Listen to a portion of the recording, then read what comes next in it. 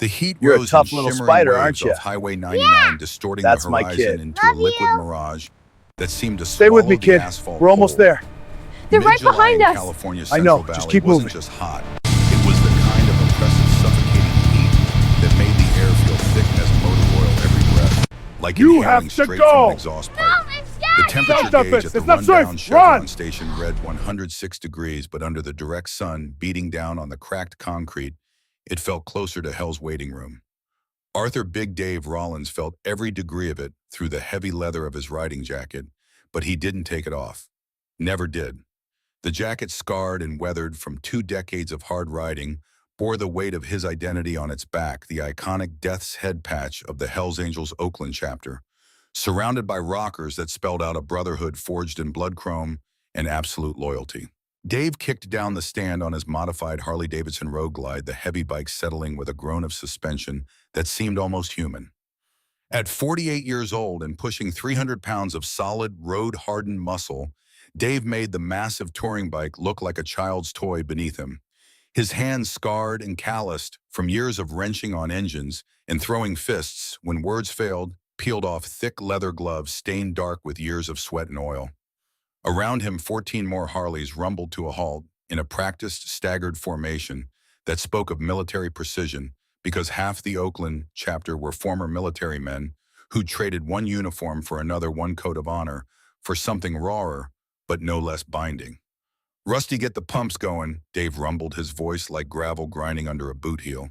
Rusty, a wiry enforcer with a spiderweb tattooed across his throat, and eyes that had seen the inside of more than one prison yard, nodded once and pulled a thick roll of cash from inside his denim vest.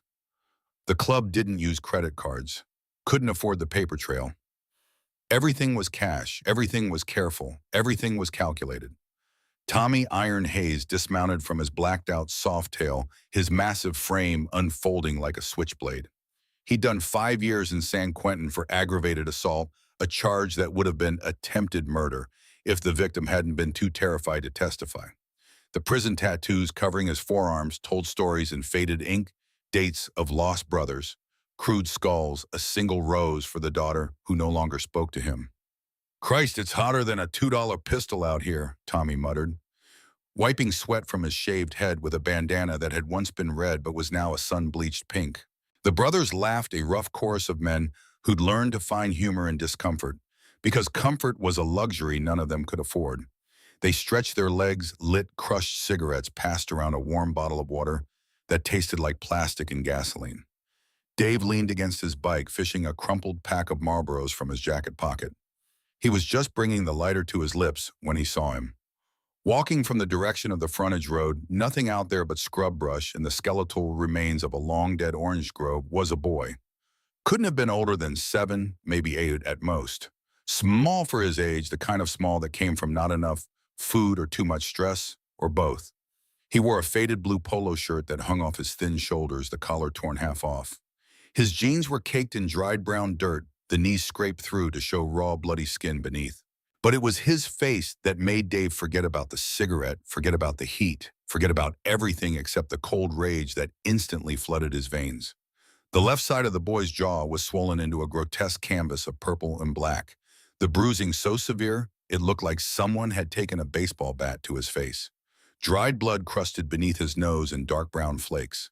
His lower lip was split wide open, the wound recent enough that fresh blood still seeped from the edges whenever he breathed through his mouth. He was dragging his left leg with a slight limp that spoke of pain the kid was trying desperately to hide. In his arms, clutched against his chest like a shield, was a filthy canvas backpack with one strap torn completely off. Dave stiffened. The cigarette dropped from his fingers, forgotten. Beside him, Tommy stopped mid-conversation with another brother, his hand instinctively moving toward the hunting knife he kept clipped inside his boot. The casual chatter among the 15 men died down like someone had thrown a switch. One by one, the Hells Angels turned to stare at the small, battered figure approaching them across the sun-baked concrete. Usually people crossed the street to avoid them. Mothers pulled their children close and hurried past with eyes downcast. Gas station attendants locked themselves in their booths, conducting transactions through bulletproof glass and speaking through crackling intercoms. Cops watched from a distance, but rarely approached without backup, and a very good reason. But this kid didn't hesitate. didn't slow down, didn't show even a flicker of the fear that most people wore like a second skin when faced with 15 heavily armed outlaws. He walked with a chilling, dead-eyed purpose straight into the center of their formation, weaving between the parked motorcycles like he'd done it 1,000 times before. He stopped a few feet from Dave, craning his neck back to look up at the giant of a man. Up close, the damage to his face was even worse. The bruising extended down his neck, disappearing beneath the torn collar of his shirt. There were finger marks, adult-sized finger marks, pressed into the soft flesh of his upper arms like brands. "Excuse me, sir," the boy said. His voice was remarkably steady, though his small chest heaved with exhaustion and pain. The kind of steady that came from practice, from having to hold yourself together when falling apart wasn't an option. "Can you tell me how to walk to the police station?" The question hung in the superheated air like a bomb waiting to detonate. Dave slowly removed his sunglasses, revealing eyes that had seen more violence than most infantrymen. Eyes that had watched brothers die on roads from California to Nevada. Eyes that had stared down rival clubs and bent cops and his own demons in the mirror every morning for the past 12 years. He crouched down, his leather jacket creaking with the movement, until he was eye level with the boy. This close, Dave could smell blood and fear and something else, the sour smell of a house where bad things happened behind closed doors. "What's your name, kid?" Dave asked, keeping his tone surprisingly soft. "Leo," the boy replied. "Well, Leo, the nearest police station is about 6 miles down that highway." Dave pointed a heavy silver ring finger south along Highway 99. "You're not walking that in this heat. You'll collapse before you make it 2 miles." Dave studied the boy's face, his jaw tightening as he took in every bruise, every cut, every silent scream written in purple and black across young skin. "Who did that to you?" Leo looked down at his scuffed sneakers shoes that were at least 2 sizes too small, the canvas splitting at the seams. He tightened his grip on his broken backpack. "I fell," he whispered. "Bullshit." The word came from Rusty, who'd abandoned the gas pump to step closer, his voice sharp as a razor. "I know what a fist looks like when it hits a jaw, kid. I've thrown enough of them and taken enough of them to know. Who hit you?" Leo flinched at the loud voice, taking a half step backward, his eyes going wide with sudden fear. Dave shot Rusty a lethal glare that could have stripped paint off a car. The enforcer immediately shut his mouth and stepped back, raising his hands in apology. Dave turned his attention back to the boy, gentling his voice even further. "Leo, look at me," Dave said, waiting until the boy's eyes, dark brown and filled with too much knowledge for someone who should still believe in Santa Claus, met his. "Nobody here is going to hurt you. I promise you that on my colors." He tapped the death's head patch on his chest, the gesture carrying weight that Leo couldn't possibly understand but seemed to sense anyway. "But you need to tell me the truth. Why do you need the police?" For a long moment, Leo said nothing. The kid had built walls, high, thick walls that 7-year-olds shouldn't need, but that some did anyway. Dave recognized those walls. He'd built his own 12 years ago. Then, like a dam finally giving way under too much pressure, the walls crumbled. Tears welled in Leo's eyes, breaking the stoic facade he had fought so desperately to maintain. They spilled down his cheeks, cutting clean tracks through the dried blood and dirt. "Because he's going to kill my mom." Leo choked out, his voice breaking into a sob. "I had to sneak out the bathroom window. He told me if I called 911, he'd know because he has a scanner in the garage. He said the cops work for him." The boy's small body began to shake uncontrollably, the adrenaline that had carried him this far finally running out. He locked the bedroom door. He had his hands around her neck. "I heard her making sounds." Leo's voice cracked completely. "Bad sounds, like she couldn't breathe. You have to help her. Please, please." A heavy, suffocating silence fell over the boss station. Even the distant hum of highway traffic seemed to fade away. The heat, which had been oppressive moments before, suddenly felt secondary to the cold rage that settled over the 15 men like frost. "Who is he, Leo?" Dave asked, his jaw clenching so hard a muscle jumped in his cheek. "My stepdad." Leo whispered the word, coming out like a confession. "Richard Sullivan." Dave froze. Behind him, he heard Tommy suck in a sharp breath. Rusty cursed under his breath, low and vicious. Richard Sullivan wasn't a nobody. He wasn't some two-bit drunk beating his family in a trailer park where the cops might actually give a damn. Richard Sullivan was a prominent real estate developer in the county, a man whose face smiled from billboards advertising luxury condos and whose name appeared on charity gala programs right next to state senators and federal judges. More importantly, more dangerously, Richard Sullivan was a major donor to the county sheriff's department. He'd personally funded the new fleet of patrol SUVs. He'd thrown a fundraiser that paid for upgraded body cameras and tasers. He played golf with the chief of police every Sunday at the country club. If Leo walked into the local precinct and accused Richard Sullivan of attempted murder, there was a terrifyingly high chance that the desk sergeant would smile, pat the kid on the head, and call Sullivan to come pick up his troubled stepson. Leo, Dave said slowly, his mind already racing through scenarios and outcomes, calculating odds, the way he used to calculate firefights in Fallujah. If we take you to the police station in town, they might just call Richard. Panic seized the boy's face. The tears that had been falling in silent streams now came in great heaving sobs. No, no, you can't, Leo begged, grabbing Dave's leather jacket with both hands, his small fingers twisting in the worn material. He'll kill her. He really will. You have to help her. You have to get her out. Please, I'll do anything. The boy broke down, completely dropping his backpack. It hit the concrete and spilled open the contents, scattering across the oil-stained ground. A few comic books, their covers bent and torn. A small toy car with two wheels missing. A half-eaten granola bar wrapped in a napkin. And a framed photograph, 5x7, the glass cracked spiderweb style across the middle. Dave picked up the photograph. It showed a woman mid-30s with kind eyes and dark hair, pulled back in a ponytail. She was laughing, her face tilted up toward the sun, one hand shielding her eyes. She looked happy, whole, untouched by the horror that her life had clearly become. Next to her in the photo, much younger, maybe 3 years old, was Leo, grinning with missing front teeth, holding a birthday cake shaped like a fire truck. Dave looked at the photograph, then at the bruised, terrified child sobbing at his feet, then back at the photograph. He thought about Emma. Emma, who had been 8 years old when a drunk driver ran a red light and T-boned the car she was riding in. Emma, who had died before the ambulance arrived because the driver, the 22-year-old son of a city councilman, had been going 70 in a 35 zone and the impact had been catastrophic. Emma, whose death had been ruled a tragic accident after the driver's father had made some phone calls and written some checks, and the toxicology report that showed a blood alcohol level of 0.18 had mysteriously disappeared from evidence. Emma, who Dave hadn't been able to save because he'd trusted the system, trusted the badges, trusted that justice actually meant something. Dave stood up to his full 6'4" height, rolling his massive shoulders. He looked around at his brothers, men who lived outside the law, men the government categorized as an organized crime syndicate, men who'd done terrible things and would do terrible things again without losing sleep over it. But there was a code. Always had been, always would be. A line that separated them from the real monsters. You didn't touch women. You didn't lay hands on children. And if you saw someone crossing that line, you didn't call the cops and hope for the best. You handled it yourself. Dave crushed the unlit cigarette still dangling from his fingers under his heavy boot, grinding it into the concrete with deliberate force. Rusty, kill the pumps. Dave ordered, his voice echoing with dangerous authority that made every man in the chapter straighten up.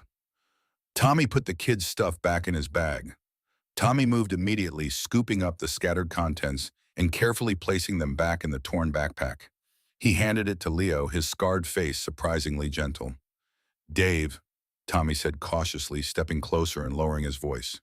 Sullivan is connected. We roll up on his property, we're asking for a RICO case or a shootout with the local badges. They'll throw every charge they can think of at us. I don't give a damn if he's the governor of California, Dave snarled. His eyes locked onto Tommy with an intensity that made the bigger man take a step back. Look at the kid's face. Look at it. You think I'm going to drop him at a police station so they can hand him back to the man who did that? Tommy held Dave's gaze for a long moment, then slowly nodded. All right, brother. We ride. Dave turned back to Leo and crouched down again. Without asking permission, he scooped the boy up with one massive arm. Leo was alarmingly light, all sharp angles and fragile bones, a child who hadn't been eating enough for far too long. Where do you live, Leo? Dave asked, settling the boy sideways on the wide leather seat of his road glide. Whispering Pines. Leo sniffled, wiping his nose on his torn sleeve. Number 42. Behind Dave, Rusty let out a low whistle. Whispering Pines. Jesus Christ, that's the wealthiest gated community in the county. Whispering Pines, where the lawns were manicured with surgical precision by landscaping crews who arrived at dawn 3 times a week, where the driveways held imported luxury sedans that cost more than most people's houses, where the gates were manned 24/7 by private security who asked questions first and called the real police second. It was a place where monsters hid behind oak doors and marble facades, where money bought silence and privacy meant secrets, where appearances mattered more than truth. Hold on tight to my belt, kid, Dave instructed, swinging his leg over the bike and settling Leo between his arms. We're going to your street. Leo wrapped his small hands around Dave's thick leather belt, his fingers barely able to meet around the worn material. Dave turned the ignition. The massive V-twin engine roared to life with a sound like controlled thunder, the unbaffled pipes echoing off the gas station walls. Around him, 14 more engines fired up in quick succession, the combined roar shaking the ground beneath their wheels. Dave looked at his brothers, these men who'd ridden with him through hell and back, who'd buried friends and faced down enemies and never once questioned the code. We ride for the boy, Dave said simply. We ride for the boy, they echoed back. And then they were moving 15 Hell's Angels in tight formation, rolling out of the gas station like a steel cavalry with a singular righteous purpose.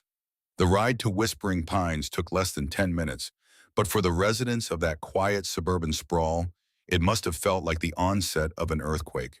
15 heavy, unbaffled Harley-Davidsons rode in a tight, staggered formation down the pristine, tree-lined avenue. The deep, guttural roar of the V-twin engines shattered the tranquil Saturday afternoon like a fist through a window. Birds scattered from the old oak trees that lined the street, their panicked cries drowned out by the mechanical thunder. Sprinklers pulsed over emerald lawns, the water misting against the hot chrome of the passing motorcycles and evaporating almost instantly in the brutal heat. Expensive cars sat in driveways gleaming under the sun. Mercedes, BMWs, Teslas. One house had a Bentley parked in the circular drive, the luxury sedan looking almost obscene next to the working-class brutality of the motorcycles rolling past. Curtains twitched in windows, front doors cracked open as residents peered out to see what disaster had invaded their carefully curated world. A woman in tennis whites stood frozen on her front walk, a watering can dangling from her hand, her mouth open in shock. Leo sat positioned carefully between Dave's massive arms, his small hands still gripping the thick leather belt. The boy's eyes were wide, taking in the surreal sight of the roaring cavalry surrounding him. For the first time all day, maybe for the first time in months, Leo didn't feel terrified. He felt protected, surrounded by a wall of roaring steel and outlaw wrath that nothing could penetrate. "Which one, Leo?" Dave shouted over the deafening wind and engine noise. "The big white one," Leo yelled back, pointing a trembling finger toward the end of the cul-de-sac. At the end, number 42 was a sprawling colonial-style mansion that looked like it had been airlifted directly from a southern plantation. Towering white pillars flanked the entrance. The circular driveway was paved with pristine cobblestones. The 3-car garage sat off to the side, its doors closed tight. The lawn an impossible chemical green that probably required a team of professionals to maintain stretched out like a golf course fairway. Flower beds bursting with imported roses and exotic plants lined the walkways. It looked like a picture from a lifestyle magazine, a monument to success and wealth in the American dream achieved. A stark, horrifying contrast to the bruised face of the boy leading them there. Dave threw his hand up in a closed fist, the signal to halt. The formation responded instantly. 15 riders downshifted in perfect unison, the engine braking, creating a series of thunderous backfires that echoed off the affluent homes like gunshots. Instead of parking respectfully on the street like civilized visitors, Dave turned his handlebars hard to the left. His heavy road glide bumped over the immaculate curb and tore right across the pristine front lawn, leaving a deep, dark trench in the expensive turf. The 14 other riders followed without hesitation. They swarmed the property like a mechanized invasion force, parking on the grass, blocking the driveway surrounding the front porch in a semicircle of chrome and defiance. They killed their engines, and the sudden silence that fell over the neighborhood was suffocating, thick with impending violence. Dave carefully lifted Leo off the bike and set him on the ground behind him, keeping his body between the boy and the house. "Stay behind me, kid," Dave ordered, his voice low and deadly. "Don't move until I say so." Rusty, Tommy, and three other patch members flanked Dave as he marched up the wide brick steps to the heavy mahogany double doors. The doors were impressive solid wood, probably weighing 200 pounds each, with brass fixtures that gleamed in the afternoon sun. Dave didn't bother looking for a doorbell. He didn't knock politely and wait for an answer. He raised his heavy steel-toed motorcycle boot and kicked the door right below the lock mechanism with every ounce of his 300 pounds behind the blow. The sound of splintering wood cracked like a rifle shot, echoing across the quiet cul-de-sac. The door shuddered, buckling inward, but the heavy deadbolt held firm. Dave kicked it a second time, putting his full weight and 12 years of rage into it. The door frame exploded. The heavy door blew inward, crashing against the foyer wall with a boom that shook the crystal chandelier hanging in the entrance. "Sullivan!" Dave roared, his voice echoing through the vast air-conditioned hallway. "Get your cowardly ass out here." For a moment, there was nothing but the ticking of an expensive grandfather clock in the foyer and the sound of Dave's heavy breathing. The house was immaculate, inside marble floors, expensive art, on the walls a sweeping staircase with a polished mahogany banister leading to the second floor. Then heavy footsteps sounded on the hardwood floor from somewhere above. Richard Sullivan appeared at the top of the sweeping staircase. He was a tall, handsome man in his late 40s, with the kind of looks that aged well-distinguished gray at his temples, strong jaw, confident posture. He wore crisp khaki slacks and a pale blue button-down shirt with the sleeves rolled up, revealing tanned, muscular forearms. He looked exactly like the respected community pillar he portrayed himself to be. Successful, refined, a man who donated to children's hospitals and coached Little League on weekends. But as he looked down at the massive leather-clad bikers crowding his shattered entryway, all the color drained from his face like someone had pulled a plug. His eyes, cold, calculating eyes that had probably charmed investors and seduced women and lied to judges, went wide with something very close to fear. Then Dave saw it. Across the knuckles of Sullivan's right hand were fresh, angry scrapes, the kind of abrasions you get when you hit someone in the face hard enough to split skin against teeth. And on the cuff of his pristine blue shirt, there was a distinct smear of bright red blood. Fresh blood. "What the hell is the meaning of this?" Sullivan demanded, trying desperately to inject authority into his shaking voice. "This is private property. I know the chief of police personally. You animals are going to federal prison for this." "Call him," Dave said, his voice dropping to a low, lethal whisper as he stepped over the threshold, his boots crunching on splintered wood. "Call your golf buddy. Tell him you just beat a 7-year-old boy's face in and were in the middle of strangling your wife when we interrupted." Sullivan's eyes darted past Dave and landed on Leo, who was peeking out from behind Rusty's leather vest. For just a split second, so brief that most people would have missed it, a flash of pure, unadulterated hatred crossed Sullivan's handsome face. Not surprise, not concern, hatred. Then the mask slammed back into place. "Leo!" Sullivan cried out, playing the part of the concerned parent with practiced ease. "Thank God you found him, gentlemen. He's a troubled boy. He fell out of a tree earlier today and ran away when his mother tried to take him to the hospital. You can leave him here. I'll take over from here." "You're a bad liar, Richard," Tommy said, stepping into the house beside Dave, unhooking a heavy Maglite flashlight from his belt, a weapon as much as a tool. "Where is she?" "My wife is resting," Sullivan snapped, taking a step backward up the stairs. "Get out of my house before I shoot you for trespassing." "If you had a gun on you, you'd have pulled it by now," Dave noted coldly, taking another step forward. Suddenly, from somewhere on the second floor, a muffled, agonizing cry echoed down the hallway. It was weak, desperate, the sound of someone who'd been screaming for help until their voice gave out and now could only manage broken whimpers. "Mom!" Leo screamed, his small voice cracking with terror. The boy broke away from the bikers and tried to bolt past Dave up the stairs, his small legs pumping frantically. Sullivan's facade completely shattered. The polished gentleman vanished, replaced by a cornered, violent animal. He lunged down the stairs with shocking speed, his face contorted with rage. his right fist already drawn back to strike the child running toward him. He never made it. Rusty moved with terrifying speed honed from years of street fights and prison yard brawls. Before Sullivan's fist could fall, the enforcer grabbed the man by the throat with one tattooed hand and violently slammed him backward against the polished mahogany banister. The wood groaned under the impact. Sullivan's head bounced off the hard surface with a sickening crack. "You touched that kid again!"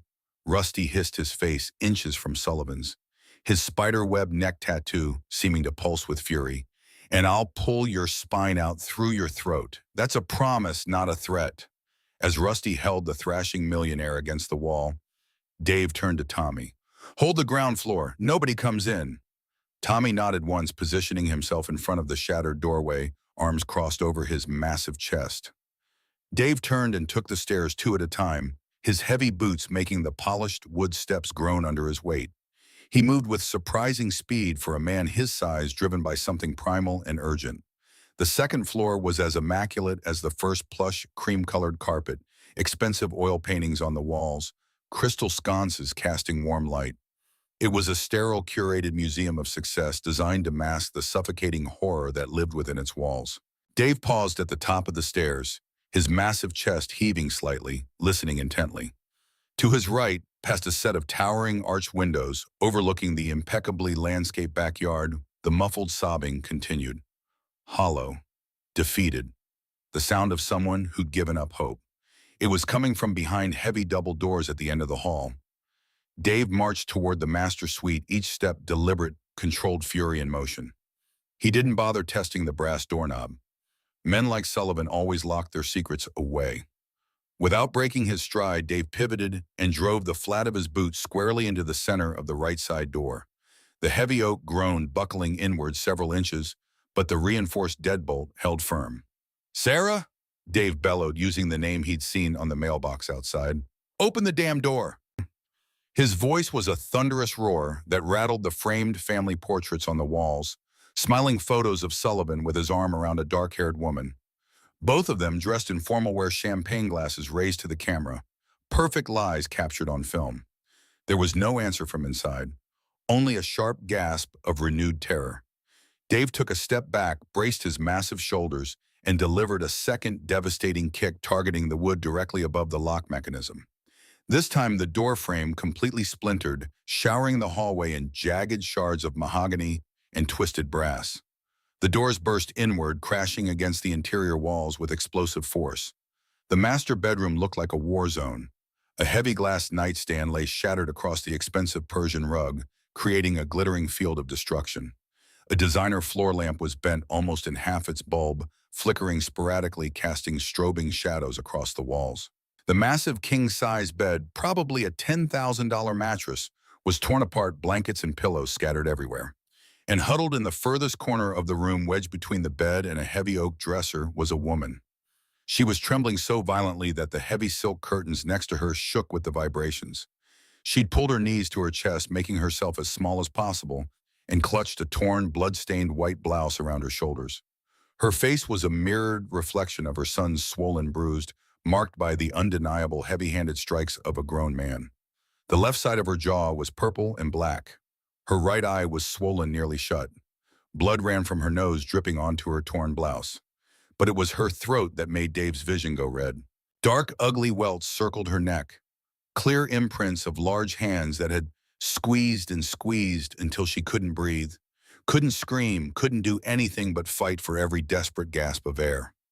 A sickening testament to Leo's frantic warning at the gas station. He has his hands around her neck. When the woman Sarah looked up and saw the 300-pound, heavily tattooed outlaw standing in the ruins of her doorway, her eyes rolled back in sheer panic. She opened her mouth to scream, undoubtedly believing her husband had hired someone to finish the job he'd started.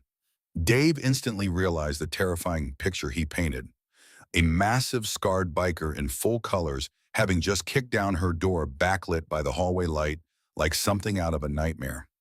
He immediately dropped to one knee, ignoring the crunch of broken glass beneath his heavy leather chaps.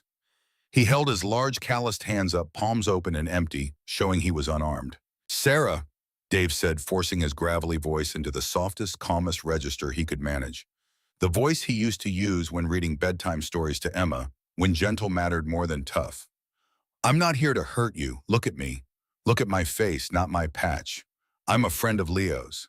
At the sound of her son's name, Sarah's breathless panic hitched. She blinked through a veil of tears, staring at the giant death's head patch barely visible on Dave's chest, then up to his rugged, scarred face. Leo, she choked out, her voice raspy and hoarse from the hands that had been around her neck just moments before. Where is my baby? Did Richard? Leo is safe, Dave interrupted gently, keeping his distance, so as not to crowd her, staying on one knee to make himself less imposing. He's downstairs.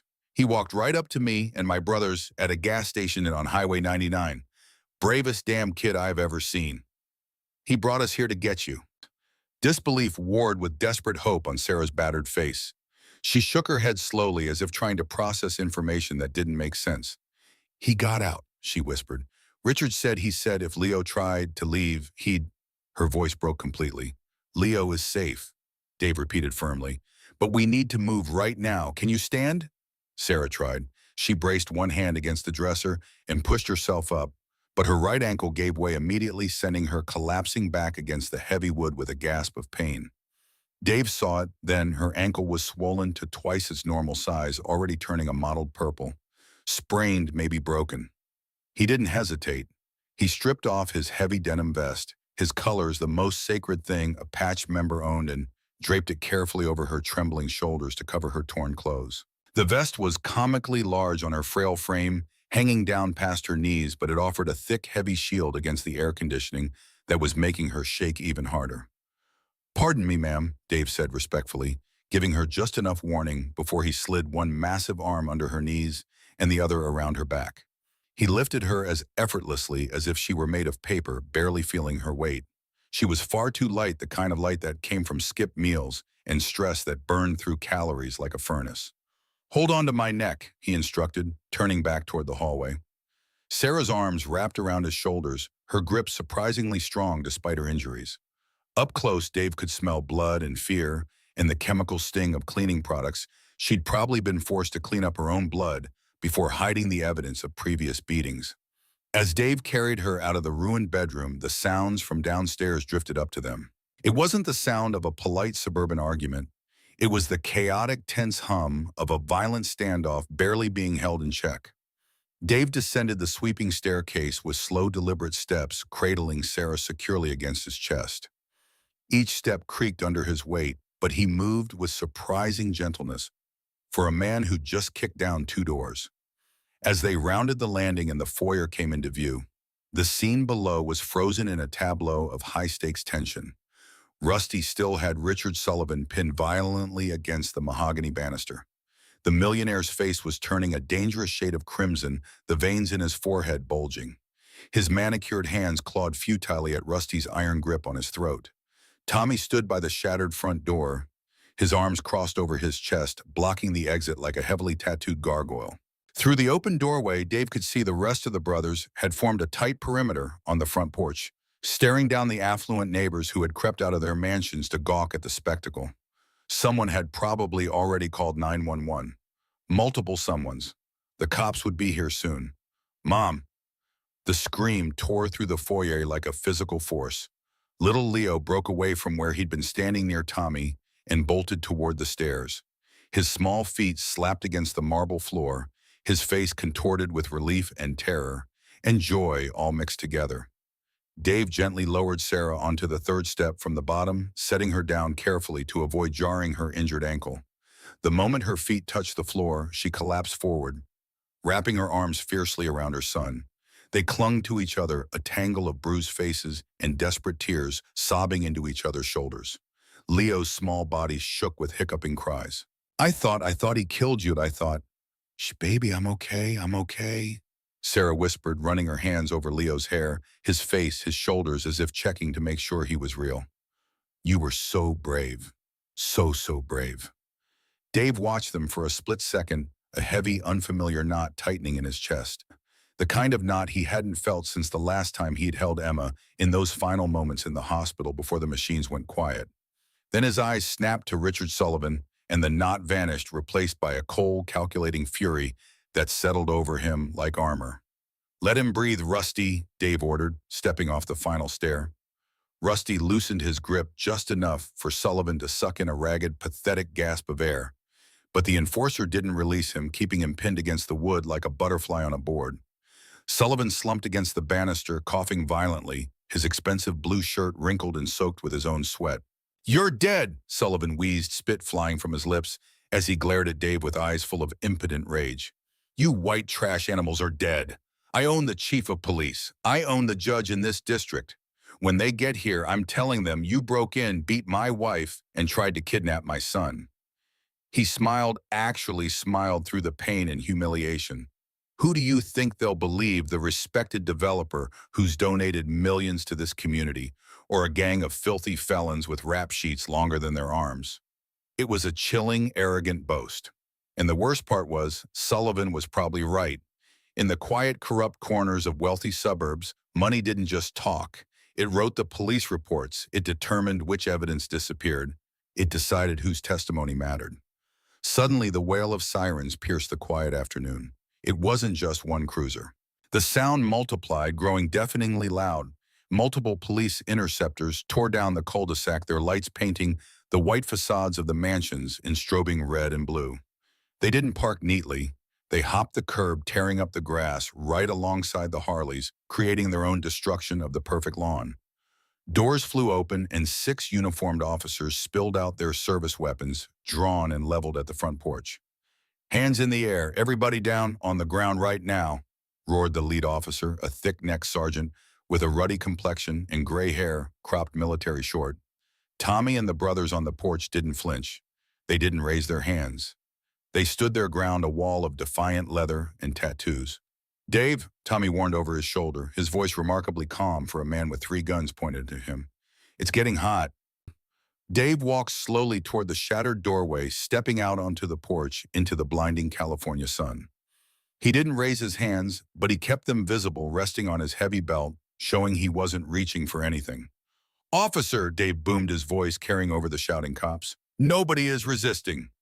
"Dave Rollins," the sergeant barked, clearly recognizing the giant biker. "You and your crew are trespassing, breaking and entering, and God knows what else. Get on the ground, now." From inside the house, Sullivan finally broke free from Rusty's loosened grip. He stumbled out onto the porch, adjusting his wrinkled shirt, smoothing his hair back into place with shaking hands. He pointed a trembling finger at Dave, his face flushed with restored confidence. "Arrest them, Sergeant," Sullivan demanded, his voice carrying the imperious tone of a man used to being obeyed. "They broke down my door. They assaulted me in my own home." The sergeant lowered his weapon slightly, his eyes darting between the millionaire he recognized from the mayor's charity dinners and the imposing Hell's Angel who stood silent and still as a mountain. "Mr. Sullivan, are you all right?" "I'm fine," Sullivan said quickly. "Just get these thugs out of my house. I want them arrested, all of them." Dave didn't argue, didn't yell, didn't make excuses or throw accusations.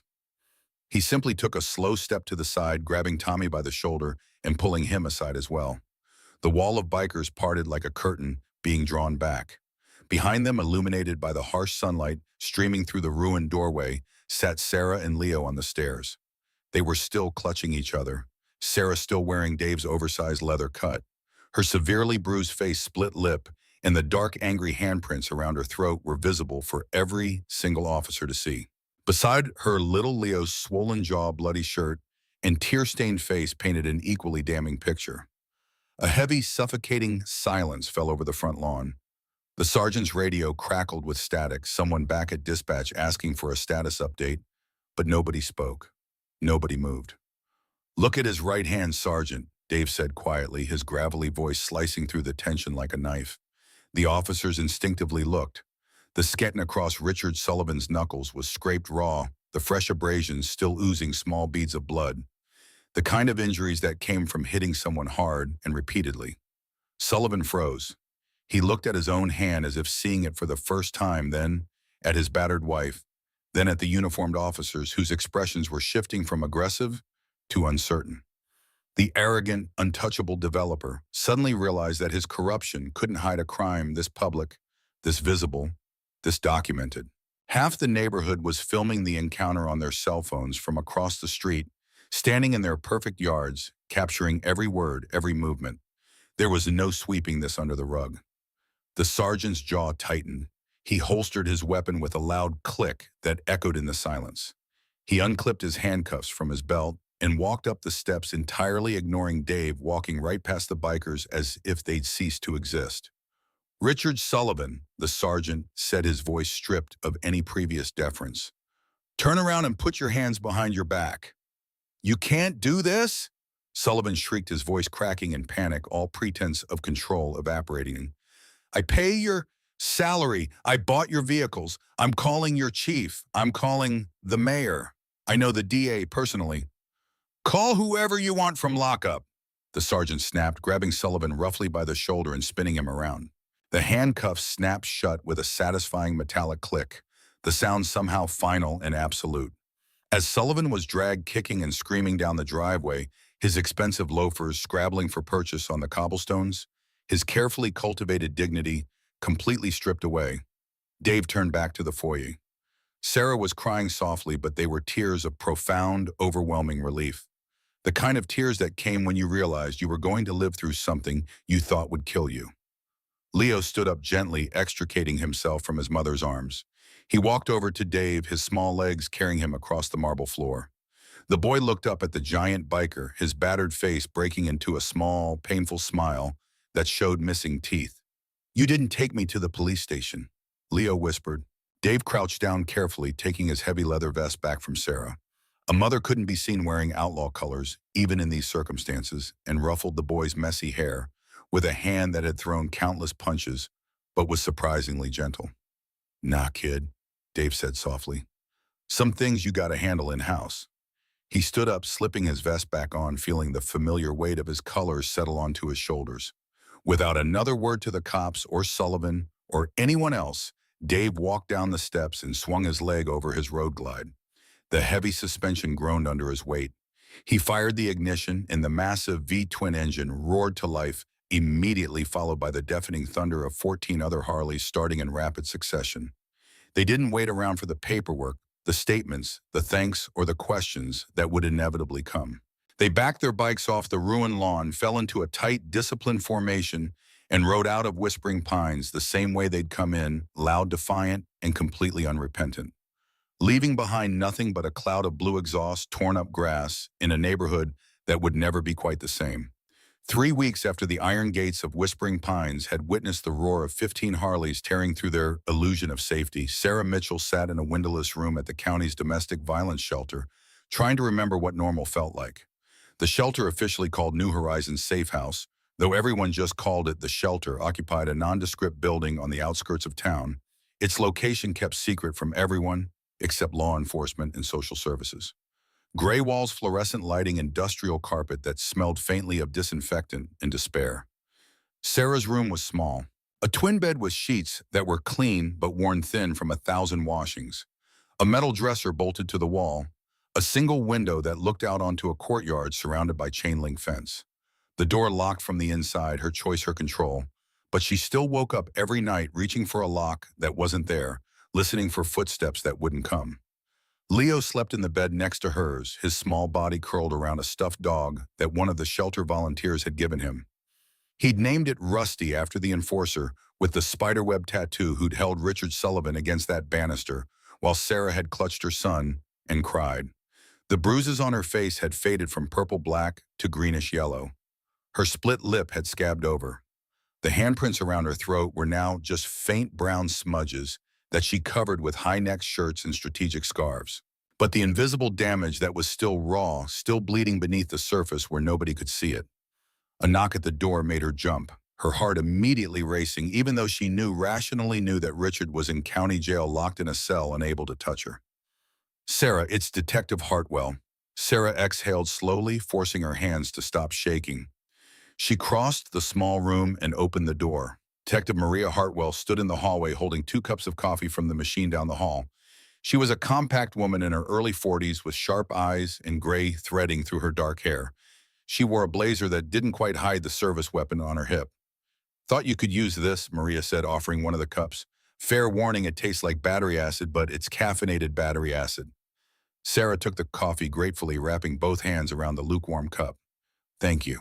They sat at the small table in the corner, the only other furniture in the room besides the beds. Leo stirred in his sleep but didn't wake. How is he? Maria asked, nodding toward the boy. He has nightmares, Sarah said quietly. Wakes up screaming sometimes. The counselor says it's normal. PTSD. He's 7 years old and has PTSD. Her voice cracked on the last word. Maria reached across the table and squeezed Sarah's hand. He's alive. You're both alive. That's what matters right now. Sarah nodded, not trusting herself to speak. I need to talk to you about the case, Maria continued, her tone shifting from comforting to professional. Sullivan's arraignment is tomorrow. The DA is charging him with felony domestic violence, child abuse, and attempted murder. With the evidence we have, the photos, the medical reports, the witness statements from the bikers, it should be a slam dunk. Should be, Sarah repeated, hearing the doubt in those two words. Sullivan has retained Clayton Reed, Maria said carefully. Best defense attorney money can buy. Reed is already filing motions making noise about illegal search and seizure, questioning the credibility of biker gang members as witnesses, suggesting you might have orchestrated this whole thing. Sarah's hands tightened around the coffee cup. Orchestrated what? My own beating. Reed's going to argue that the angels broke into the house, salted Sullivan, starting coaching you and Leo on what to say. He's going to paint you as an opportunist who saw a chance to escape a failing marriage with a big payout. That's insane. That's expensive legal defense, Maria corrected. And Sullivan has the resources to drag this out for months, maybe years. He's already made bail, $2 million posted within hours. Sarah felt the blood drain from her face. He's out. House arrest with ankle monitor. Can't leave his property, can't contact you or Leo directly. But Sarah, Maria leaned forward, her voice dropping. Men like Sullivan don't stay down easy. He's connected. He has friends in places that matter. I need you to be prepared for this to get ugly. Before Sarah could respond, her phone buzzed on the table. Unknown number. She stared at it, her throat tightening. Don't answer it, Maria said immediately, but Sarah had already picked it up, her hand moving on autopilot. A text message appeared.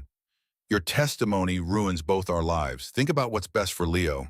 We can work this out privately. $2 million settlement. You disappear, charges disappear. Otherwise, this goes to trial and I make sure you lose everything, including him. Sarah showed the screen to Maria, whose face went hard as stone. That son of a... Maria pulled out her own phone. I'm forwarding this to the DA. This is witness intimidation. They'll revoke his bail. But even as Maria made the call, Sarah knew the truth. Richard Sullivan wasn't stupid. That text had come from a burner phone, probably sent by one of his lawyers or associates, designed to be untraceable. He was reaching for her from behind bars, his money and power extending like tentacles into every corner of her life. That night, Sarah couldn't sleep. She lay in the dark listening to Leo's breathing, thinking about the choice Richard had laid out: testify and risk losing everything, or take the money and run. $2 million could give Leo a good life. Private schools, therapy, a fresh start somewhere far away where nobody knew them. But it would also mean Richard walking free. Meant other women who might come after her, suffering the same hell she'd endured. Around 2 a.m., she heard the soft rumble of motorcycles outside the shelter. She crossed to the window and looked down into the parking lot. 3 Harleys sat idling under the security lights, their riders barely visible in the shadows. Dave Rollins stood next to his Road Glide, smoking a cigarette, looking up at her window. He'd been doing this for 3 weeks now, keeping watch, making sure nobody got close who shouldn't. Sarah didn't know whether to feel protected or terrified by the fact that her safety now depended on a man who lived outside the law. She raised one hand in a small wave. Dave nodded once, crushed his cigarette under his boot, and climbed back on his bike.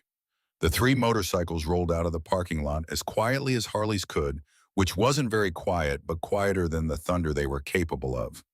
Sarah returned to bed, but sleep still wouldn't come. The next morning, Maria called with news that made Sarah's blood run cold. We found something at Sullivan's property, the detective said, her voice tight. The forensic team was doing a final sweep of the grounds, looking for additional evidence. They used ground-penetrating radar on the backyard, standard procedure in domestic violence cases where the suspect has the means to hide evidence. Sarah gripped the phone. What did you find? Anomalies in the soil, three distinct areas where the earth was disturbed within the last few years. We got a warrant to excavate. There was a long pause. Sarah, we found remains, human remains. The room tilted. Sarah sat down hard on the edge of the bed, her vision tunneling. How many, she whispered. 3 bodies, all buried in shallow graves in the rose garden at the back of the property. The rose garden, where Richard had made her plant flowers every spring, where he'd stood watching her dig in the dirt, smiling that cold smile, commenting on how beautiful the blooms would be. She'd been gardening over graves. Do you know who they are? Forensics is running DNA dental records.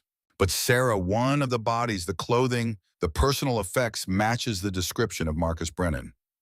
Marcus. The name hit her like a physical blow. Marcus, who'd been her boyfriend 3 years ago.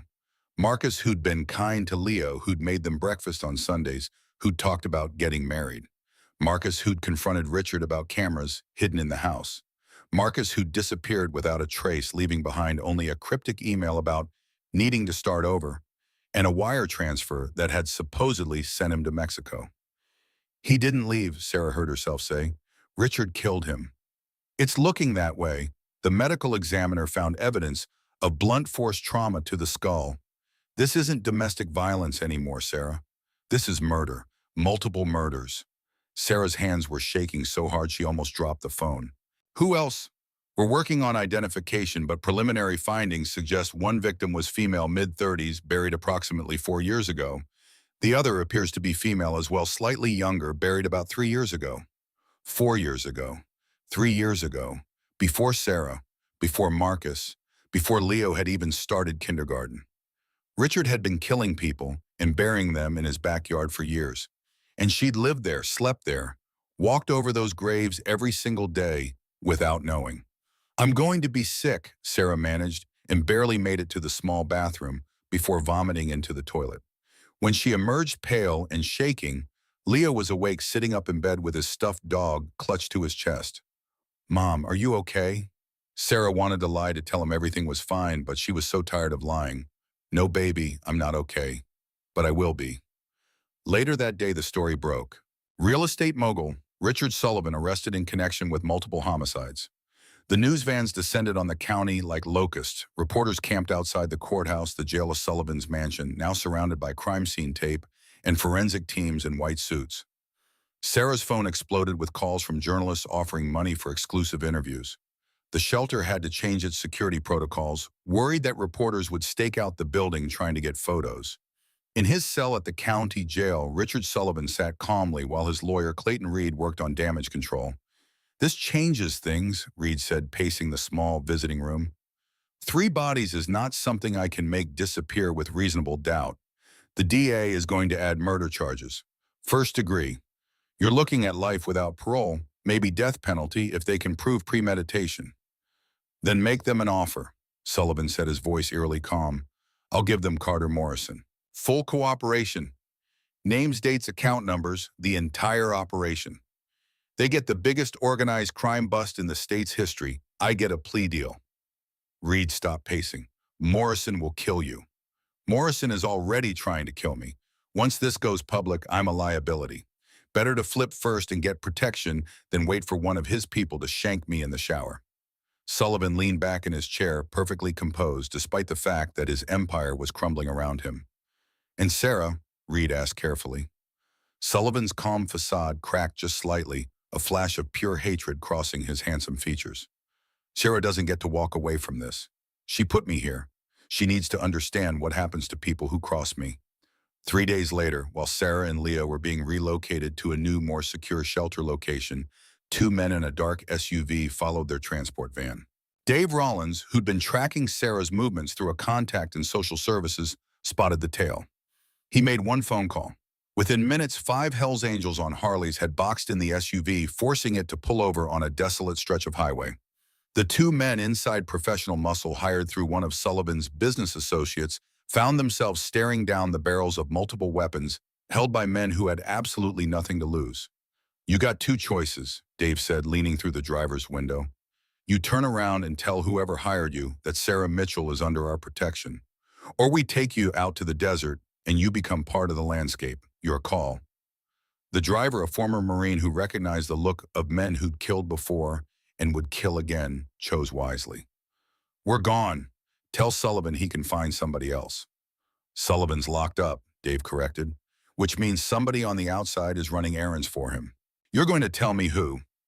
20 minutes later, Dave had a name: Martin Cross, Sullivan's business partner and the CFO of Sullivan Development Group.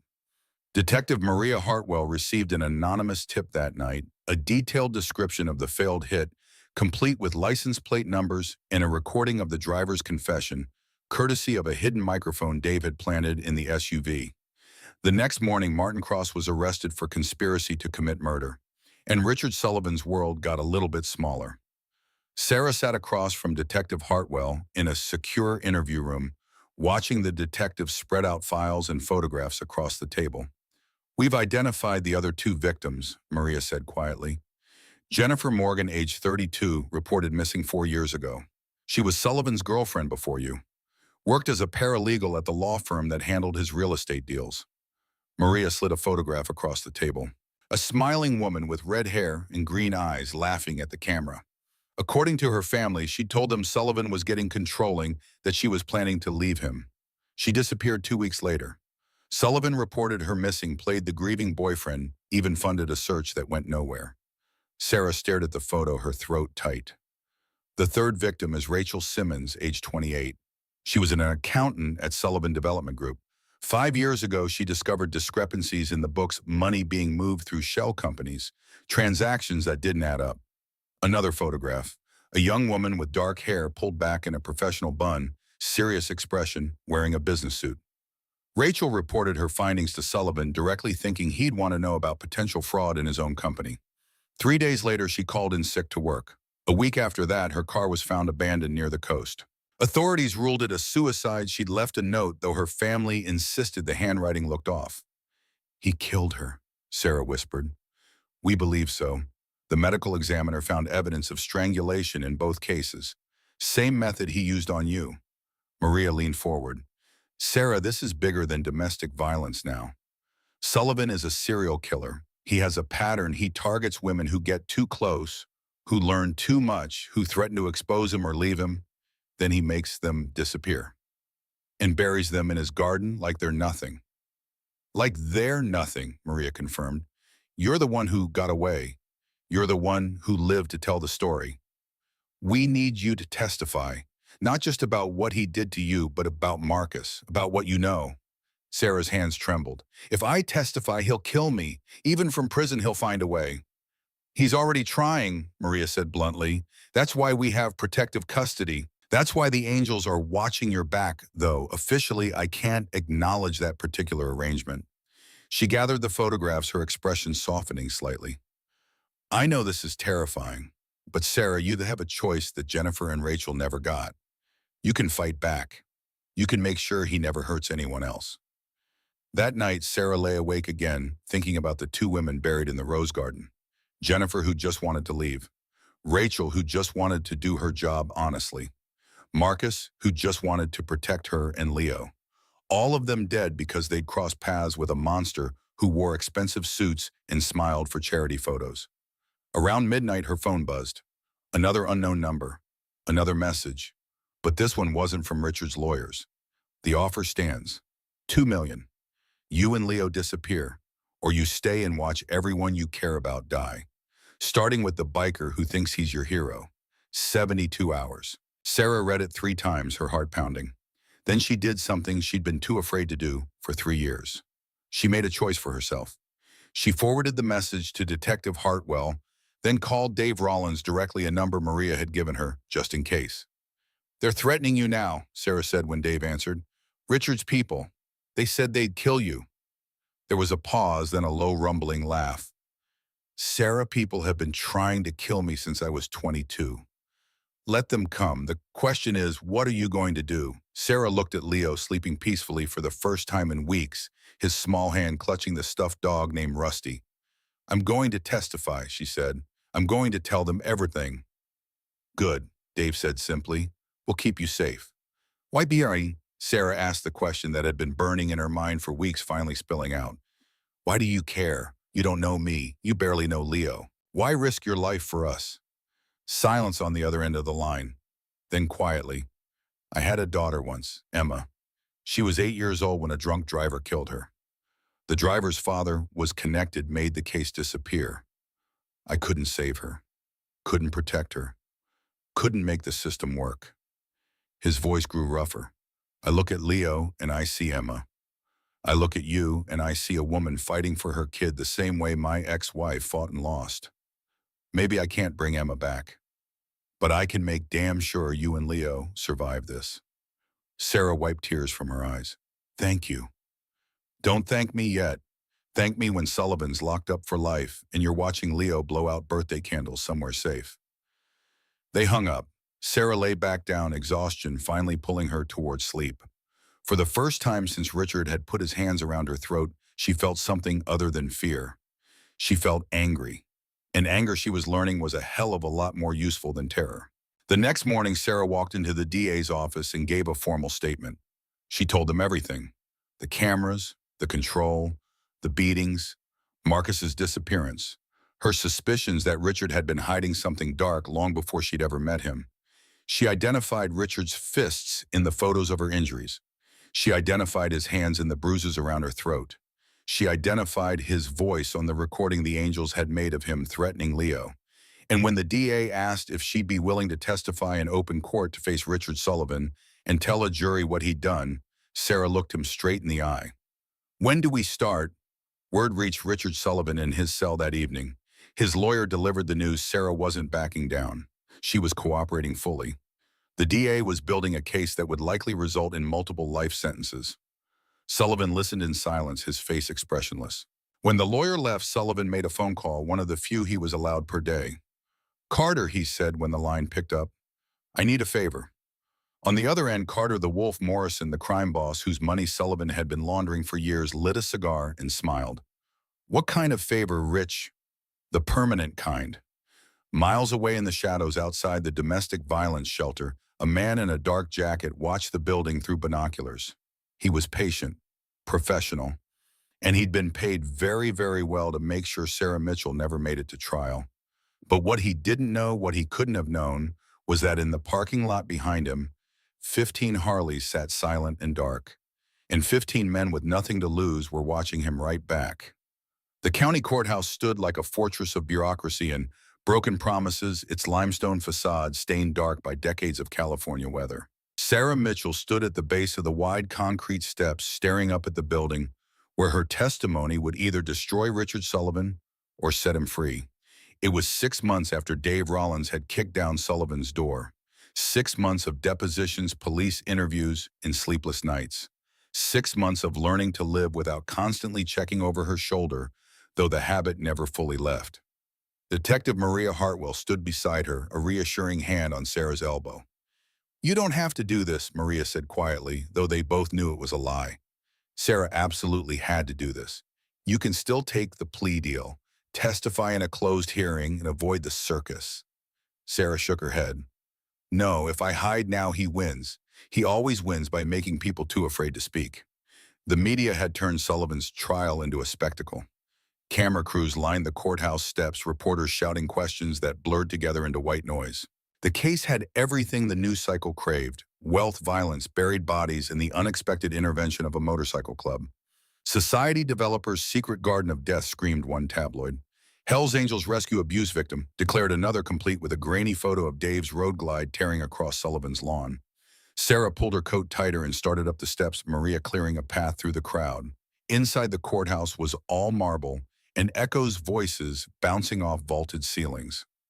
Sarah's heels clicked against the floor as they made their way to courtroom 4, where a jury of 12 strangers would decide whether Richard Sullivan spent the rest of his life in prison or walked free to hurt someone else.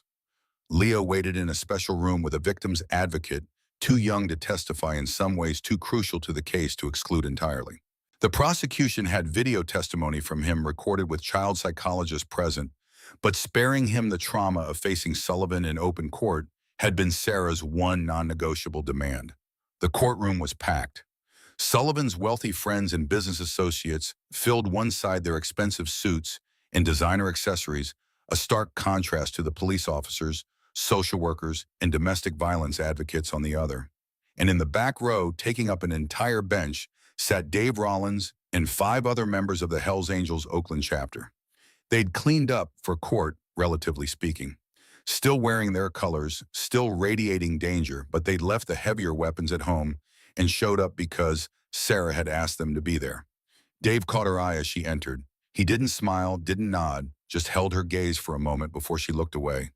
That silent acknowledgement was enough. Sarah took her seat at the prosecution table next to Deputy District Attorney Catherine Chen, a fierce woman in her 50s who'd built her career prosecuting violent criminals and had zero tolerance for men who hurt women. "Ready?" Catherine asked. "No," Sarah admitted, "but let's do it anyway." The bailiff's voice rang out. "All rise, the Honorable Judge Patricia Morrison presiding." Everyone stood as Judge Morrison entered, a black woman in her mid-60s with sharp eyes and a reputation for running an extremely tight courtroom. She'd seen everything in her 30 years on the bench, and very little of it had been pleasant. "Be seated," Judge Morrison commanded, settling into her chair. "We're here for the matter of the People versus Richard James Sullivan. Are both sides ready to proceed?" "The people are ready, Your Honor," Catherine said. From the defense table, Clayton Reed rose smoothly. He was every inch the high-priced attorney's silver-hair tailored suit that probably cost more than Sarah's monthly rent, in a practiced expression of concerned professionalism. "The defense is ready, Your Honor." And there, sitting between Reed and his team of associates, was Richard Sullivan. He'd lost weight during his months in custody. The handsome, commanding presence had been whittled down to something harder, colder. But he still wore an expensive suit delivered to the jail by his lawyers, and he still held himself with the arrogant posture of a man who believed he was above consequence. His eyes found Sarah across the courtroom. She forced herself to meet his gaze, to not look away, to show no fear. He smiled. It was the same smile he'd worn on their wedding day. The same smile he'd used when introducing her to his business partners. The same smile he'd had on his face right before his hands closed around her throat. Sarah's hands clenched in her lap, nails digging into her palms. Judge Morrison began with jury instructions outlining the charges. 3 counts of first-degree murder for Jennifer Morgan, Rachel Simmons, and Marcus Brennan. Multiple counts of felony domestic violence and child abuse. Attempted murder for the assault on Sarah. If convicted on all counts, Sullivan faced 3 consecutive life sentences without possibility of parole. Catherine Chen stood for her opening statement. "Ladies and gentlemen of the jury, over the next several weeks, you're going to hear a story that sounds like fiction, like something from a crime novel or a horror movie. I wish it were fiction." She moved to stand directly in front of the jury box. "You're going to hear about a man who built an empire on lies and blood. A man who presented himself as a pillar of the community, donating to charities, funding schools, smiling in newspaper photos while simultaneously terrorizing and murdering anyone who threatened to expose his true nature." Catherine pulled up a photo on the courtroom's display screen, Jennifer Morgan's smiling face. Jennifer Morgan, age 32, paralegal, girlfriend of the defendant. She discovered irregularities in his business dealings and threatened to report him. She disappeared in March 2020. Her body was found buried in the defendant's backyard 6 months ago. Another photo to Rachel Simmons. Rachel Simmons, age 28, accountant. She uncovered evidence of money laundering in the defendant's company. She disappeared in August 2019. Her body was also found buried in the defendant's backyard. A third photo, Marcus Brennan, smiling in a school photo wearing a tie. Marcus Brennan, age 35, high school teacher. He was dating Sarah Mitchell, you'll hear from her today, and discovered that the defendant had installed surveillance cameras throughout his home, including in bedrooms and bathrooms. He confronted the defendant. 2 weeks later, he disappeared. His body was found in the same backyard with a bullet hole in his skull. Catherine paused, letting the images sink in. And then there's Sarah Mitchell and her 7-year-old son, Leo. They survived. Barely. They're alive today because a group of bikers happened to be at a gas station when a terrified child walked up and asked for help.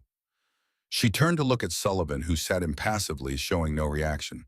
The defense will try to convince you this is all circumstantial, that there are other explanations for bodies buried in the defendant's backyard, that Sarah Mitchell is lying or confused or motivated by money. Catherine's voice hardened. But the evidence doesn't lie. The bodies don't lie. The photographs of Sarah's injuries don't lie. And by the time we're done, you'll know beyond any shadow of a doubt that Richard Sullivan is exactly what he appears to be, a calculating, remorseless killer who believed his wealth and position made him untouchable. She returned to her seat. Clayton Reed stood for the defense's opening statement, his voice smooth as aged whiskey. Ladies and gentlemen, my client is innocent of these charges. Full stop. What you've just heard from Ms. Chen is a compelling narrative, I'll grant her that. But narrative is not evidence. Story is not proof. He moved with practiced ease, hands gesturing naturally. Richard Sullivan is a successful businessman who made enemies as all successful people do. He had relationships that ended badly, as many relationships do. But that doesn't make him a murderer. Reed pulled up a different photo, Sarah and Richard at a charity gala, both smiling, his arm around her waist. You're going to hear from Sarah Mitchell, and I have tremendous sympathy for what she claims to have endured. But you're also going to hear evidence that Ms. Mitchell had financial motivations for fabricating abuse claims, that she had been having an affair, that she conspired with a known criminal motorcycle gang to stage a break-in and assault my client in his own home. Murmurs rippled through the courtroom. Dave Rollins didn't react, but the man next to him, Tommy Iron Hayes, shifted slightly, his jaw clenching. As for the remains found on my client's property, the prosecution wants you to believe Mr. Sullivan killed 3 people and buried them in his own backyard. Think about that. A man smart enough to build a multi-million-dollar business empire, supposedly dumb enough to bury murder victims at his own residence, where any competent investigation would find them. Reed shook his head as if the very idea was absurd. The truth is, ladies and gentlemen, we don't know who buried those bodies or when. Mr. Sullivan purchased that property in 2017 after 2 of these alleged victims disappeared. The previous owner, who died in 2018, could easily have been responsible. It was a weak theory, Sarah thought, but Reed delivered it with such confidence that she saw a few jurors nodding along. By the end of this trial, you'll see that the prosecution's case is built on assumptions, circumstantial evidence, and the testimony of unreliable witnesses with axes to grind. And when you do, you'll have no choice but to find my client not guilty. Reed sat down. Judge Morrison checked her notes. The prosecution may call its first witness. The people call Detective Maria Hartwell. Maria took the stand, was sworn in, and spent the next 2 hours walking the jury through the investigation. Crime scene photos, forensic reports, the condition of Sarah and Leo when officers arrived at Sullivan's residence. Clayton Reed cross-examined aggressively, trying to poke holes in the timeline, questioned the admissibility of evidence collected after what he called an illegal home invasion by armed gang members. But Maria held firm, her testimony detailed and unshakable. Next came the medical examiner, who testified about the injuries to the 3 bodies found in Sullivan's backyard. Blunt force trauma, strangulation, a gunshot wound to Marcus Brennan's skull. In your professional opinion, Catherine Chen asked, do these injuries appear to be self-inflicted? Absolutely not, the medical examiner replied. These were homicides. The trial continued for days. Expert witnesses testified about the surveillance equipment found in Sullivan's house. Financial experts outlined the money laundering scheme Rachel Simmons had discovered. Jennifer Morgan's family took the stand, describing how Sullivan had isolated her from friends before she disappeared. And through it all, Richard Sullivan sat calmly at the defense table, occasionally leaning over to whisper to his lawyers, showing no emotion whatsoever. On day 7 of the trial, Catherine Chen called her key witness, the people call Sarah Mitchell. Sarah stood, her legs shaking slightly. She walked to the witness stand, placed her hand on the Bible, and swore to tell the truth. Her eyes found Dave in the back row. He gave her the smallest nod. You've got this. Sarah sat down, smoothed her dress, and looked directly at the jury. Catherine approached gently. Ms. Mitchell, can you tell the jury how you met Richard Sullivan? Sarah took a breath. I was working as a senior accountant at Sullivan Development Group. Richard was my boss. He asked me out to dinner to discuss a promotion. That dinner turned into something more. When did you start dating? Officially about 5 years ago, but it wasn't really dating. Richard didn't ask, he decided. He sent flowers to my apartment every day. He showed up at my son's school events unannounced.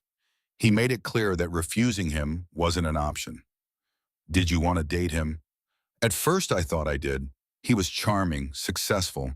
He paid attention to Leo, brought him gifts. My son's father wasn't in the picture, and Richard seemed like he could be a good stepfather. When did that change? Sarah's hands twisted in her lap. About 6 months into the relationship.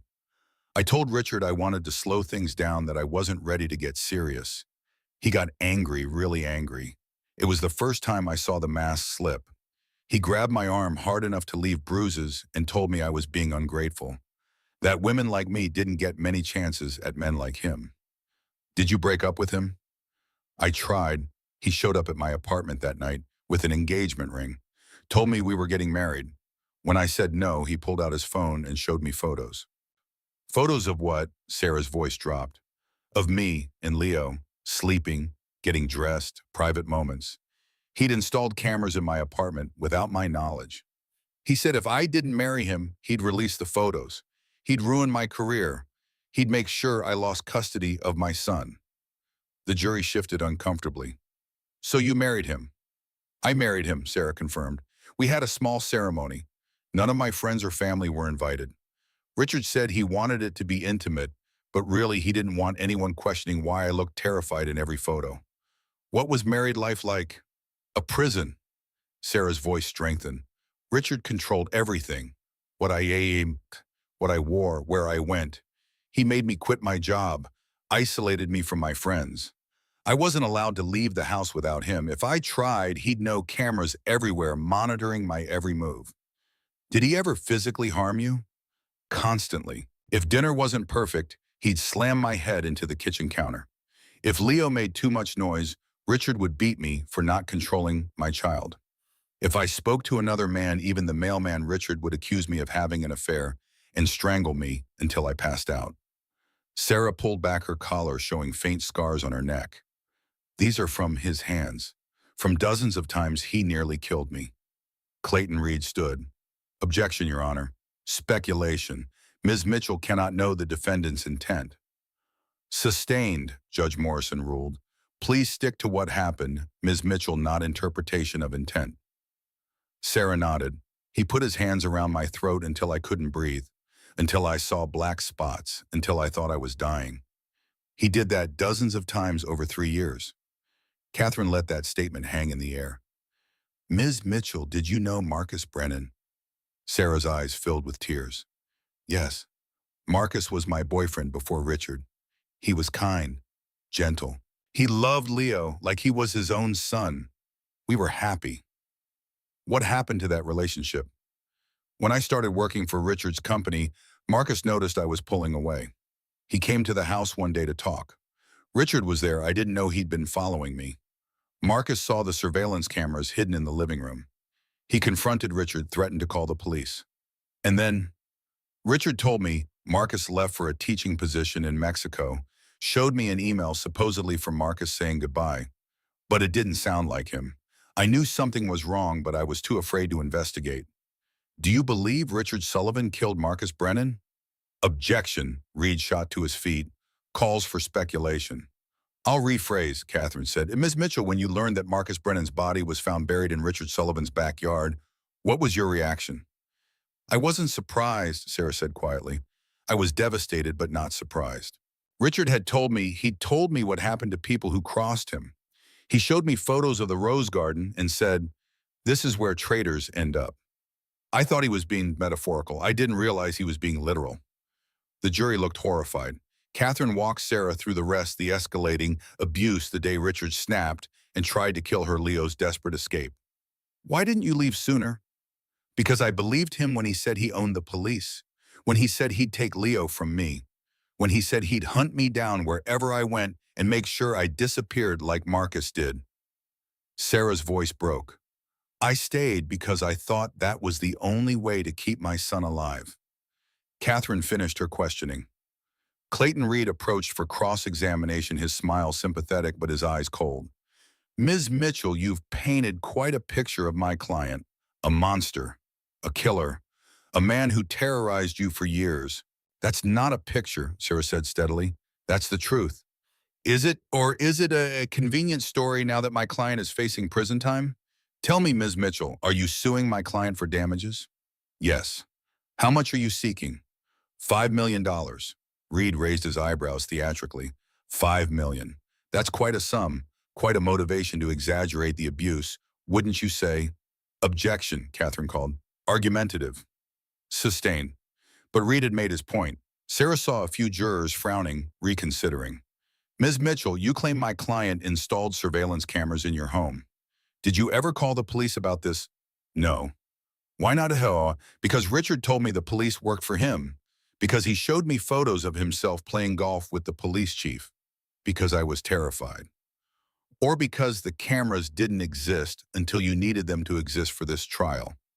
They existed. The police found them. Found some cameras, yes. But we only have your word that my client installed them or that he used them to blackmail you. Correct? Sarah's jaw tightened. The cameras were his. Reed spent another hour trying to discredit her testimony, suggesting she'd had affairs, that she'd conspired with the Hells Angels for money, that she'd fabricated the abuse. But Sarah didn't break. When he finally sat down, Catherine Chen stood for redirect. Ms. Mitchell, Mr. Reed suggests you fabricated this abuse. Can you explain these? Catherine pulled up medical records. X-rays showing 3 previously broken ribs. CT scans showing a fractured orbital bone. Photographs documenting injuries going back 2 years. These are from Richard, Sarah said quietly. All of them. One final question, Ms. Mitchell. If you could go back and change one thing, what would it be? Sarah looked directly at Richard Sullivan, who met her gaze with cold disdain. I would have left the first time he hit me. I would have believed that I was strong enough to survive on my own. I would have trusted that there were people like Detective Hartwell, like Dave Rollins, who would help me if I asked. No further questions. Sarah left the stand on shaking legs. As she passed the defense table, Sullivan leaned over and whispered something she couldn't hear, but she saw his lips move.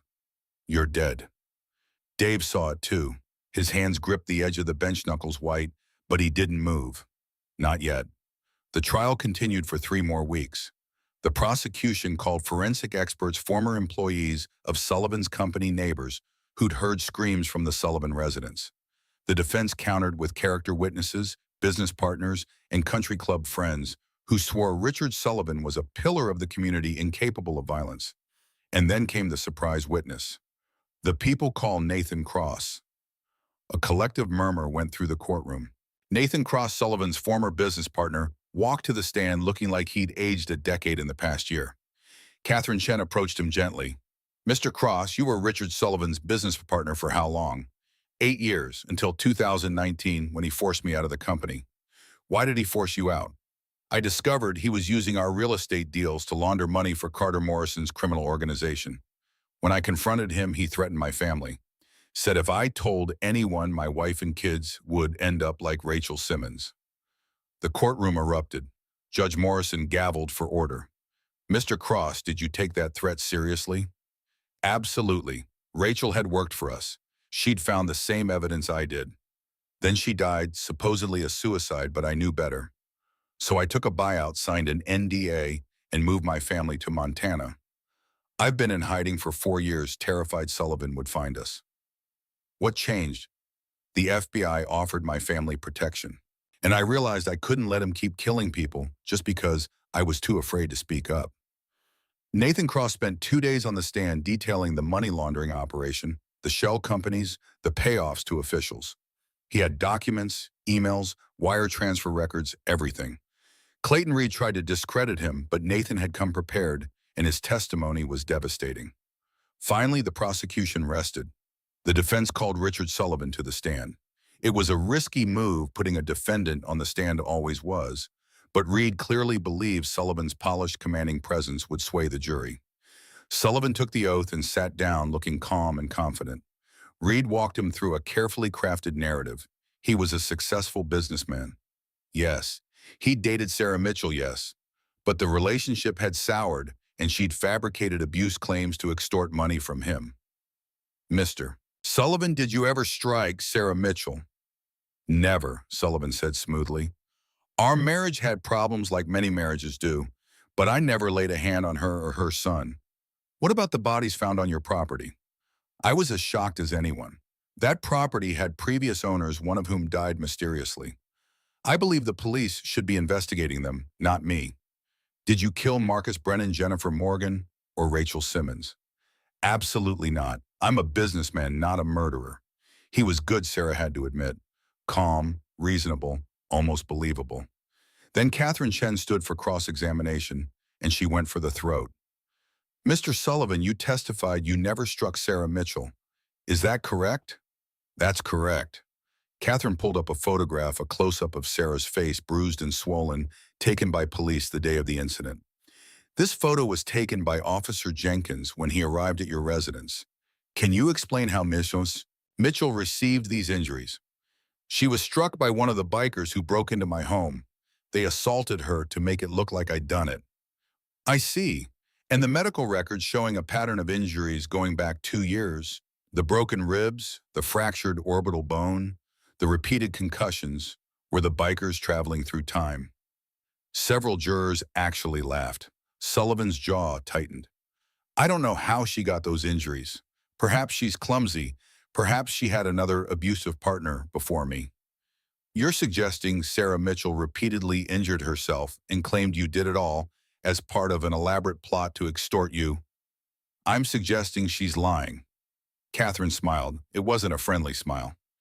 Mr. Sullivan, where were you on the night of March 15, 2020? Sullivan blinked, clearly thrown by the sudden shift. I don't recall. That's the night Jennifer Morgan disappeared. You don't recall? It was years ago. I can't possibly remember.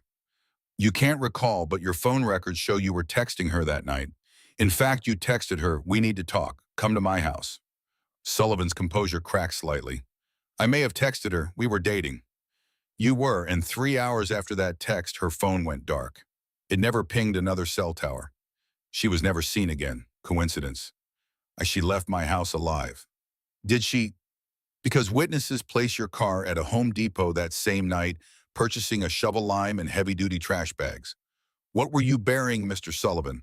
Clayton Reed objected frantically, but the damage was done. The jury had seen Sullivan scramble for an answer. Catherine moved in for the kill. Mr. Sullivan, you testified that you love Sarah Mitchell. Is that true? Yes. And yet when police arrived at your home, your knuckles were bruised. Your shirt had blood on it. And Sarah was upstairs with handprints around her throat. If you loved her, how do you explain that? The bikers did that. The bikers broke in after Leo escaped through the bathroom window. We have a timeline, Mr. Sullivan. The injuries to Sarah occurred before the bikers arrived, before anyone called police, while you and she were alone in that house. So I'll ask again, if you loved her, why did you try to kill her? Sullivan's mask finally shattered. His face flushed red, his hands clenched into fists. She was leaving me, he shouted, standing up from the witness chair. After everything I'd given her, the house, the lifestyle, the security, she was going to leave me and take Leo and destroy everything I'd built. The courtroom went silent. Sullivan seemed to realize what he'd said. He sat down slowly, his expensive suit suddenly looking rumpled. I meant she threatened to leave. I never tried to kill anyone. But it was too late. The jury had seen the real Richard Sullivan, the rage, the entitlement, the belief that Sarah belonged to him. No further questions, Catherine said. The closing arguments came the next day. Catherine Chen stood before the jury, her voice steady and strong. Ladies and gentlemen, you've heard the evidence. You've seen the photos. You've listened to Sarah Mitchell describe years of abuse. You've heard Nathan Cross detail money laundering. You've seen the bodies pulled from Richard Sullivan's backyard. She paused. But most importantly, you've seen Richard Sullivan himself. You've watched him lie. You've watched him scramble for excuses. And you've watched him lose control and reveal exactly who he is, a violent, controlling man who believes women are property and anyone who defies him deserves to die.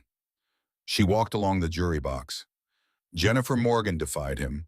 Rachel Simmons defied him. Marcus Brennan defied him. Sarah Mitchell defied him. 3 of those 4 people are dead. Sarah survived only because a 7-year-old boy was brave enough to walk up to the Hells Angels and ask for help. Catherine pointed at Sullivan. Don't let him get away with this. Don't let wealth and expensive lawyers obscure the truth. Richard Sullivan is a murderer, and he needs to be held accountable. Clayton Reed gave his closing argument, polished, professional, poking at inconsistencies and reasonable doubt. But Sarah could see it in the jury's faces. They'd made up their minds. Judge Morrison sent them to deliberate at 3 p.m. on a Friday afternoon.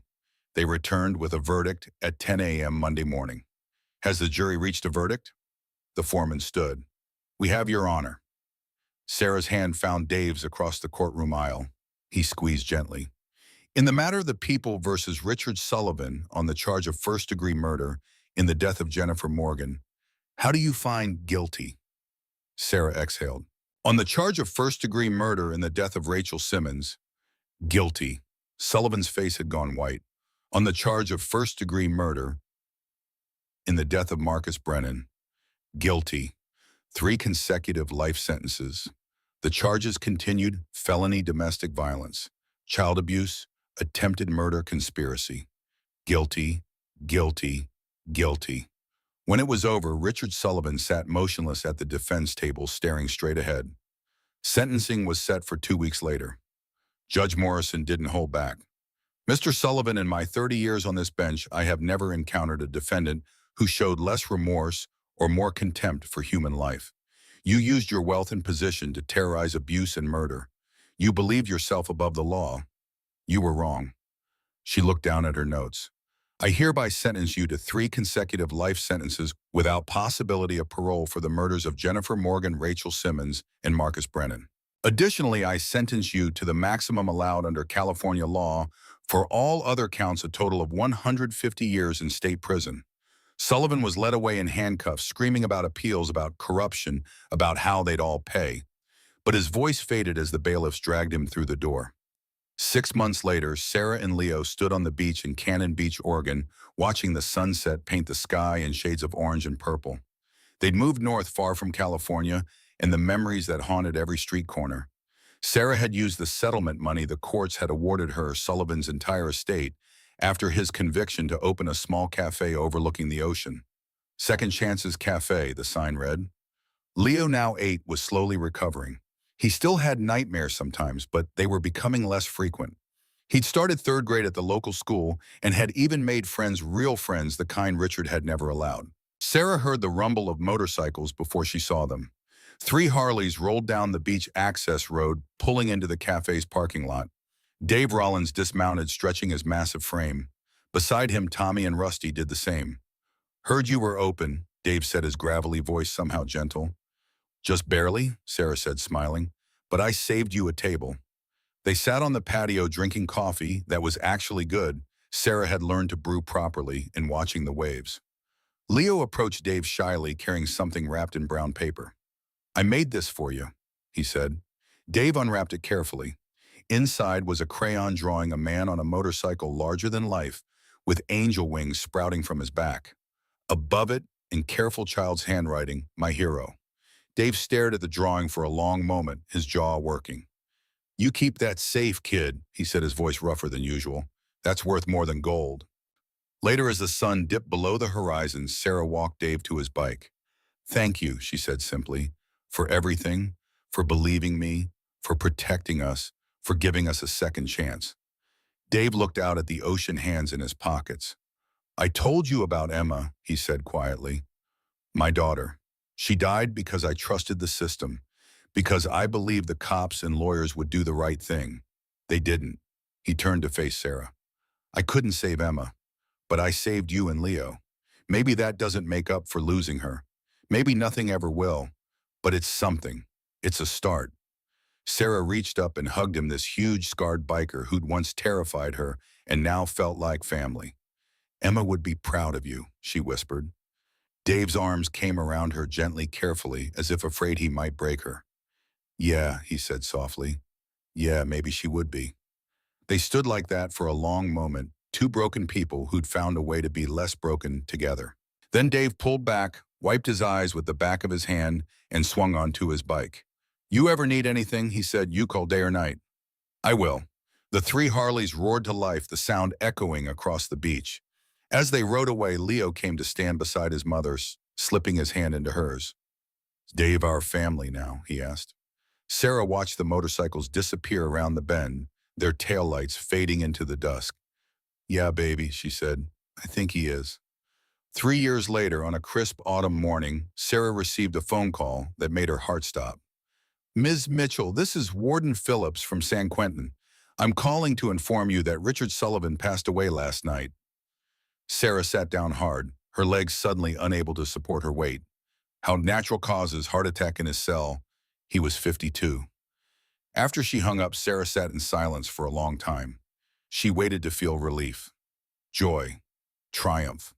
Instead, she felt empty. Richard Sullivan was dead. The man who'd terrorized her for years, who'd killed 3 people, who'd nearly killed her and Leo, was gone. And she felt nothing. Maybe that was its own kind of victory. That evening, she drove Leo to Dave's garage in Oakland. She visited once a month, maintaining the connection that had saved their lives.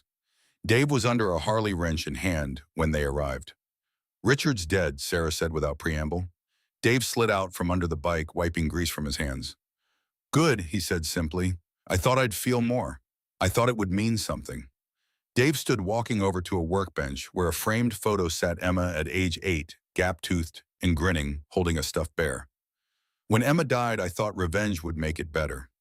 Finding the drunk driver, making him pay that, would fix the hole in my chest. He touched the photo gently.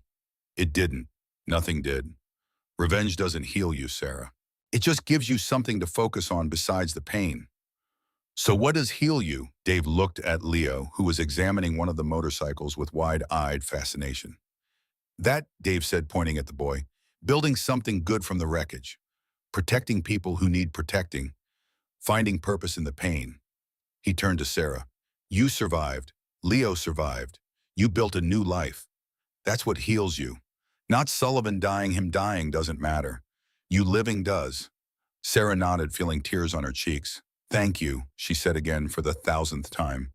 Dave just smiled. Always, Sarah, always. As they drove home that night, Leo in the back seat humming to the radio, Sarah realized something profound. She wasn't just surviving anymore. She was living. And that, more than any verdict, any prison sentence, any revenge, was the truest victory of all.